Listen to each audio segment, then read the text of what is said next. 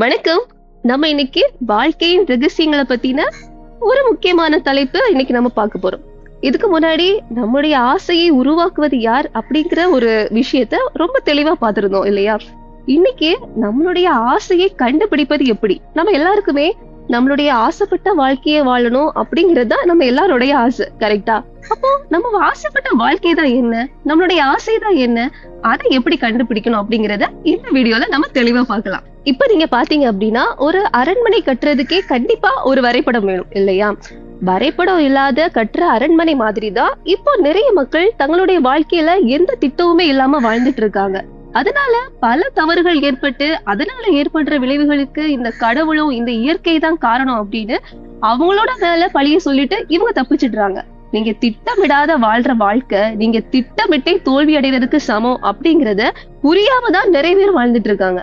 அப்ப நம்ம ஒரு அரண்மனை கட்டுறதுக்கு நம்ம எப்படி திட்டமிடுவோம்? நம்ம அரண்மனைக்கு உள்ளாடி என்னென்ன விஷயங்கள் இருக்கணும், என்னென்ன அறைகள் எப்படி இருக்கணும் அப்படிங்கிற ஒரு ஆசைய நம்ம என்ஜினியர் கிட்ட சொல்லுவோம். அப்ப அவரு ஒரு வரைபடத்தை வரைஞ்சு கொடுப்பாரு.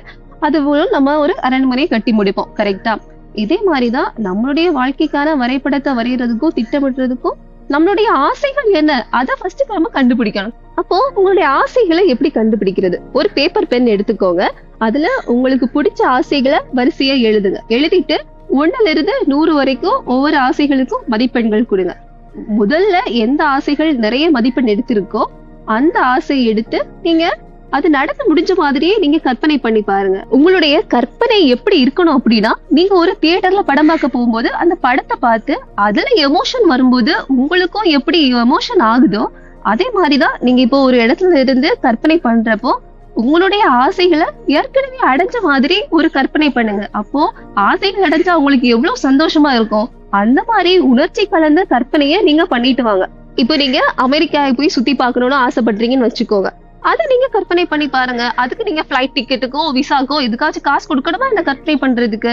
உங்களுக்கு என்ன ஆசையோ அதையெல்லாம் நீங்க உணர்ச்சிகரமா கற்பனை பண்ணி பார்த்து நீங்க சந்தோஷப்படுங்க. அப்படி நீங்க கற்பனை பண்ணிட்டு வரும்போது ஒரு தடவை உங்க ஆள் மனசுல நீங்க அதை பதிச்சீங்க அப்படின்னா இந்த இயற்கையை அதை நடத்துறதற்கான எல்லா வேலைகளுமே செய்ய ஆரம்பிக்கும். இப்பத்துல இருந்து ஒரு 10 வருஷம் கழிச்சு உங்க வாழ்க்கையை திரும்பி பார்க்கும்போது நீங்க உங்க ஆசைப்பட்ட வாழ்க்கையை வாழல அப்படின்னு நினைச்சு நீங்க வருத்தப்படுறதை விட இப்போ உங்களுடைய ஆசை என்னன்னு கண்டுபிடிச்சு இப்பவே நீங்க உங்களுடைய ஆசையை வாழ தொடங்குங்க.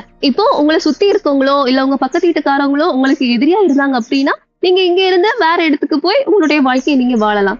ஆனா நீங்களே உங்களுக்கு எதிரியா உங்க ஆசைக்கு நீங்க முரண்பட்டு உங்களுக்கு பிடிக்காத வாழ்க்கையை நீங்க வாழ்ந்தீங்க அப்படின்னா நீங்க கஷ்டப்பட்டு நீங்க தான் அந்த வாழ்க்கையை வாழ்ந்தாகணும். அதனால உங்க ஆசை என்னன்னு நீங்க கண்டுபிடிச்சு அதற்கான திட்டங்களை தீட்டி நீங்க வாழ்றப்போ உங்களுடைய வாழ்க்கை ரொம்ப மகிழ்ச்சியா ரொம்ப நிம்மதியா அமையும்.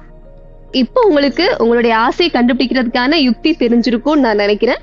இன்னொரு சிறப்பான வீடியோல நம்ம சந்திக்கலாம். நன்றி.